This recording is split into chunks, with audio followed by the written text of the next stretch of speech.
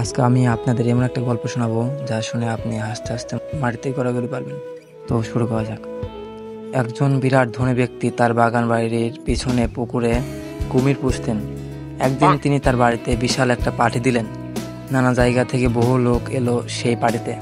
প্রচুর খাওয়া দাওয়ার পরে পুরাতনকালে মহারাজদের স্টাইলে ধনী ব্যক্তি ঘোষণা করলেন, যে সাহস করে কুমির ভর্তি পুকুরটি সাঁতরে পার হতে পারবে তাকে তিনি হয় 1 কোটি টাকা দিবেন, না হয় তিনি তার সাথে তার সুন্দরী মেয়েকে বিয়ে দিবেন। কথাটি শেষ না হতেই ছপাং করে একটি শব্দ।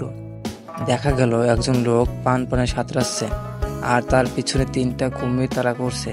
লোকটি কোনো মতে হাঁপাতে হাঁপাতে অন্য পাড়ে উঠল। ধনী ব্যক্তি এগিয়ে এসে লোকটির হাত ধরে বললেন, আমি বিশ্বাস করতে পারিনি কেউ এটা পারবে। ইয়াং ম্যান, তুমি কি চাও? আমার মেয়ের নাকি 1 কোটি টাকা? লোকটি তখন হাঁপাতে হাঁপাতে বলল, আমি আপনার মেয়েকেও চাই না আর আপনার 1 কোটি টাকাও চাই না।